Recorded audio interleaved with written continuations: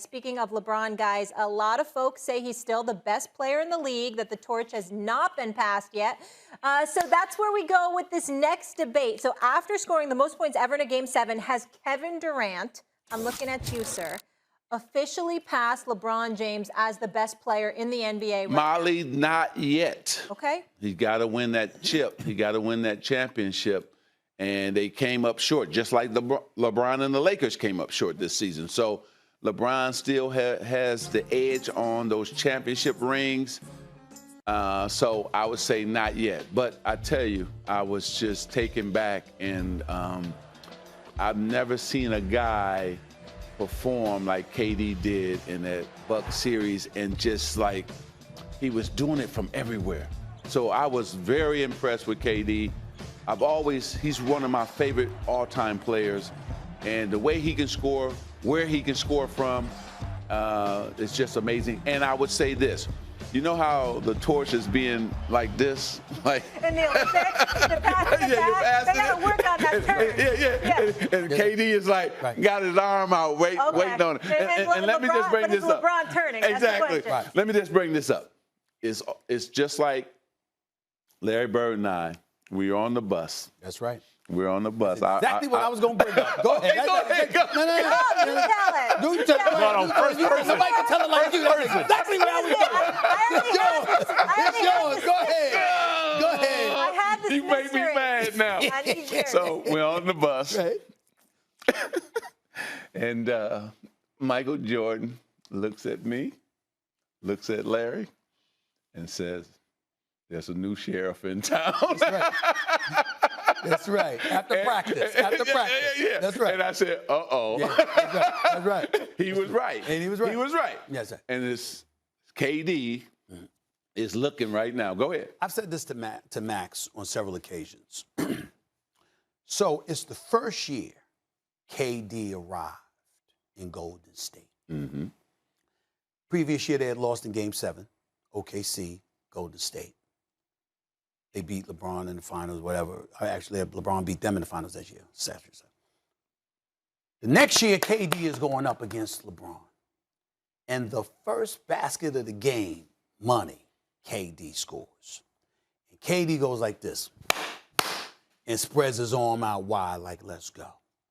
And what I was saying to Max is I said, in basketball parlance, that's when you saying to a guy, I'm here now. Yeah. See, you had me when I had the other crew. But now I got a crew like you do. Mm-hmm. Now it's me and you in KD's mind. Now it's me and you. And that series, even though LeBron averaged a triple-double with 32 points, triple-double, and he was sensational. Yeah. I constantly remind folks, KD averaged 35 on 53% shooting. Brother wasn't playing. And what I'm saying to you is this. I'm partial to offense. I know how great LeBron is. LeBron has a better resume. KD got some work to do to catch LeBron's resume. Right. But I'm talking talent. Mm-hmm. And when I look at the offensive talent of Kevin Durant, and I think about those 38,000 points that Kareem Abdul-Jabbar scored, I look at one guy in this league that if he sat up there and said, you know what, I feel like, I think I'm going to catch this record. If he decide, I just think I'm going to catch this record, he's going to do it. Because he's just that unstoppable. To be the sniper that he is at 6'11" with a 7'6" wingspan, who can finish at the free throw line. Let me say this real quick, because we're going to run out of time. Real quick. I'll put it, what's real barbershop talk? It's basketball and boxing for the most part, right? So let me make this barbershop for a second. Sure. LeBron had the undisputed title. Mm-hmm. There was no dispute to his claim, right? Yeah. It's like Tyson Fury when he beat Klitschko. He's the undisputed champ. Then he went away for a while, and Anthony Joshua was coming up, right? Now there's a dispute. Whoever you think is champion, there's a dispute at least, right? LeBron, the title has not been taken, but there's a dispute. KD, the way he just played, has a legit dispute, has a legit claim that, hold on, I'm number one, and LeBron's going to have to go out and defend the title again next year. It's up for grabs. He's not the undisputed champ anymore like he was. I thought he outplayed KD in that first series with Golden State and Cleveland. I think you're right. Now there is a debate, where before there was never a debate. Yeah. And so it's going to be interesting next year for both of them, right? can we finally see LeBron and the Lakers against Brooklyn and the Nets? Because we thought we were going to see that this season. But what has happened this season has been great for basketball. Atlanta Hawks, new teams, new superstars. Now, Trae Young is a superstar, not a star anymore.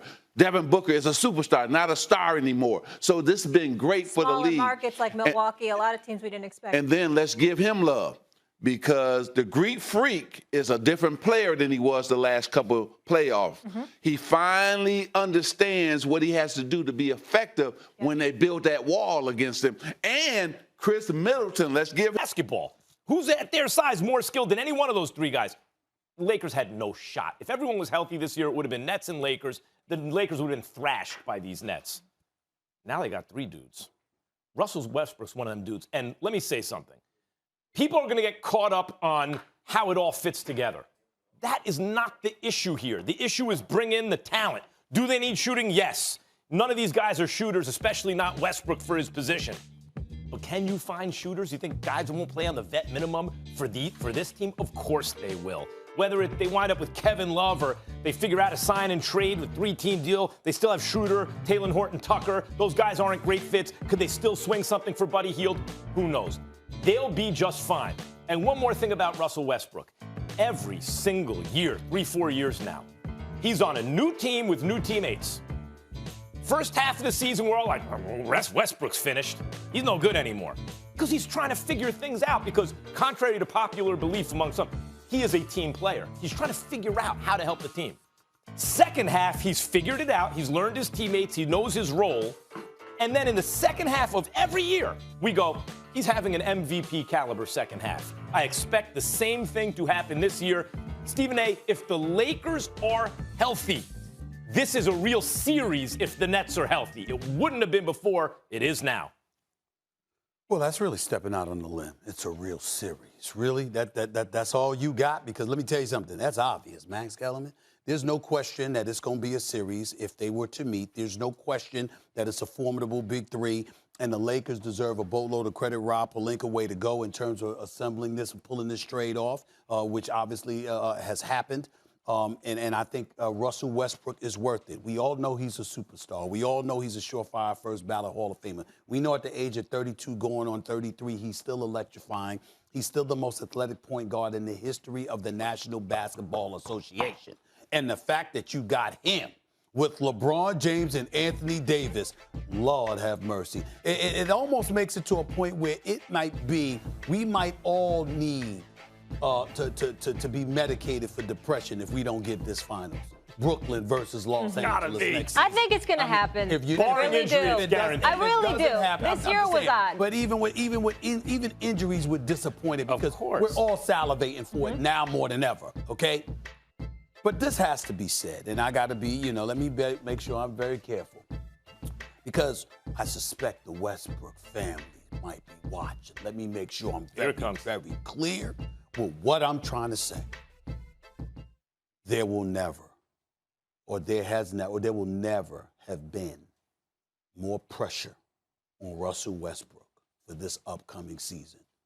This is the most pressure that he has been through in his career. Now, to be fair to him, he doesn't give a damn. Russell Westbrook don't care about much. He a rough rider. He's pig-headed. He's strong-willed. Whatever word, phrase you want to think is appropriate. He don't give a damn. But from the outside world looking at him, more than ever before, his resume is going to come into play. The triple-doubles. Remember when I was controversial, Max and Molly, because I was talking about I didn't care about a 35, 21, and 14 performance. People misconstrued. I'm hating on Westbrook. No. I'm saying that Russell Westbrook is so phenomenal. Russell Westbrook is such a talent that we don't want to see you going home in the first round. We know you could do that. The point is we already done. Think about it, Max. When did we ever think we'd get to a point where the triple-double didn't matter to us? It doesn't when it comes to him, because it's ordinary. It's what he does. He's a walking triple-double. We got that part, okay? Now it's about my brother, Kevin Durant left, and 4 times in 5 years you went home in the first round. 5 times you've been home. Once you went to Houston and you lost. In the second round, your lone year there. These are your teammates. I'm going to remind everybody again. Kevin Durant, Serge Ibaka, Reggie Jackson, Victor Oladipo, Paul George, James Harden again, Bradley Beal, and now LeBron James. And that talent that is Russell Westbrook, surefire, first ballot, undeniable Hall of Famer. By the way, box office, you walk through the turnstiles to see a brother like that. Yeah. You walk through the turnstiles to see a Russell Westbrook. Everything he has every night. Russell Westbrook's got over $200 million and nobody blinked because we know he deserves it. We know he deserves it because he gives it to you every day. He never cheats the game with his effort. But at some point in time, we're going to be like, where's the chip? And this is where it gets real dicey for him. Because you were with Kevin Durant, and you were taking shots people felt Kevin Durant should have been taking. Then you had your time, and you became Mr. Triple-Double. Then you had Harden, who's your boy, and Harden and you ended up not wanting to play together. You go with Bradley Beal, who's one of the league top 2 leading scorers in the league, him and Steph Curry last season, okay? And you with Bradley Beal. Of course, you got to the first round, but at the time that everybody was upset with what I said. They were 13 games under 500 in the Eastern Conference. So now you've overcome. Now, all of that's aside. You wanted out of D.C. They gave it to you, and they put you in your hometown. This is a UCLA product. This is L.A. This is an L.A. dude. Any kind of hype, any kind of energy, any kind of fervor that we have seen from Russell Westbrook is expected to elevate even more significantly. So when you look at all of those things, and the fact that if LeBron James alone was your teammate, they would have expectations. But now you got LeBron and Anthony Davis. There has never been, ever in the career of Russell Westbrook where the eye of the storm will be on him, because we're all going to be looking to see how he messes, how he ingratiates himself within their system, playing with LeBron and AD. And I believe they go into the finals. I believe that if they were healthy anyway, but I certainly... Load management earlier this month. They all didn't want to listen to me at the start of the season. I knew exactly what would happen. I only wanted to protect the well-being of the players. These injuries isn't just part of the game. 8, possibly 9 All-Stars have missed playoff games, most in league history. This is the best time of the year for our league and fans, but missing a ton of our favorite players. 4-time NBA champion Shaquille O'Neal recently had this in response. When you're living in a world where 40 million people have been laid off and you're making $200 million, you won't get any complaining from me. I'd play back to back to back to back. I'm not knocking what anybody said, but me personally, I don't complain. I don't make excuses because real people are working their tail off. And all we got to do is train 2 hours a day and then play a game for 2 hours at night and make a whole lot of money. So my thought process, a little bit different. Well then, Max, do NBA players complain too much? Does Shaq have a point here? No, well, does Shaq have a point? Let me just say, before I don't want Stephen A., the pandemic was for real. A lot of people lost their lives. Absolutely. A lot of people were suffering, and you have to acknowledge that, so I get the sentiment. I need to start out by saying, Shaq, I understand the sentiment, right?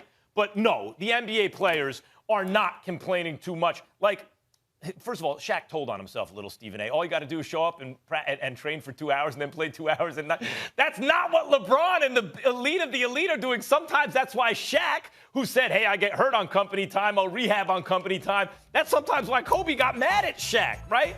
Like, Shaq was a physical freak who could get away with doing that sometimes, but most of these other guys who are the elite of the elite, not. Stephen A., how can you deny when it's not just all-stars, we could throw it out, all-stars, series were decided by these injuries. And LeBron is right. LeBron called the shot ahead of time. You can't turn around after the dude said, this is what's going to happen. Then it happens, and then say, don't complain.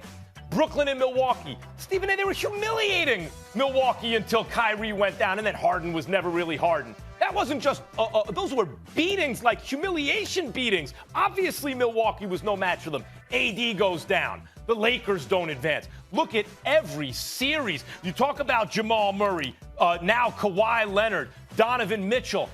The whole playoffs has been decided by injury, and LeBron warned against it. So, Stephen A., I get Shaq's sentiment, and it's a good one. Real people are really suffering, and these are people who are living different kinds of lives. But to say that like LeBron's complaining when he predicted it and it happened, he had a reason for saying what he said. Well, that doesn't mean the reason vibes with what you're proclaiming. And the fact of the matter is LeBron is incredibly wrong. And I agree with Shaq. A lot of these players complain too damn much. And you wonder, they walk around with this, acerbic attitude, a bit truculent with people and all this stuff. And you're like, what the hell is wrong with you? Who bothered you? And it's not just about these games, and it's not just about play after bubble play. It's everything. DeMarcus Cousins was on the air talking about people need to give Paul George his flowers. Mm-hmm. When has Paul George not received his flowers? That was when Game 7 happened last year. Before then, we weren't dogging Paul George. All right? He's one of the best people you'll ever meet. We know he could ball. We just pointed out how they got sent home after giving up a 3-1 lead. And then he missed the 2 free throws in Game 2. We can't even analyze basketball anymore without dudes being caught up in their feeling. You saw me on the air months ago, and I said I didn't care about a 35, 21, and 14 performance from Russell Westbrook. Why did I say that? Because I know the brother is a walking triple-double. He won a league MVP. He's done it for years now. He's going into the Hall of Fame. We've seen that. Can I see you play after 2 weeks into the playoffs? That's all I said. This is the point. But you would have thought that people would talk about their mamas or their family members or something, because we're analyzing and dissecting the game of basketball. And who's the ringleader with that stuff? It's LeBron. Because LeBron, he can drop 50. He can drop 60. And we all know we love and respect the hell out of this phenomenal role model that is LeBron James. But let's call a spade here. He can drop 50 or 60. You can praise him till the cows come home. He got a big, glowing smile on his face, and he'll sit there and talk with the media for hours. But let him have a bad game, and you point that out. Well, I'm just trying to be a role model to the kids out there, and, I'm a champion in life. I came from Akron. What the hell does that have to do with the fact that you struggled in this game? This is what they do, and they do this now more than ever. And then you take into account bubble play. Let me dissect this for you, Max Kellerman. Let me remind you, because you and I were on the air every day. We ain't getting no games off. You understand what I'm saying? They stopped play March 11th. They were supposed to be off a month. Instead, they have 4.5 months off. A vast majority of them only played 6 weeks. And then they come back and they play 6 weeks to 2 months. And then they come back after 3 months off and they play in December. How much time do you want off? Of course, LeBron pointing out complaint. What complaints? You ain't been playing. He's played. He might have a complaint. But to say the rest of the league has a point? What the hell were you doing in your off time to stay in shape? You are a professional. This ain't the 50s and 60s. You don't need a second job to supplement your income. You making this money. All you got to do is take care of your body. What's the problem? Those are valid points.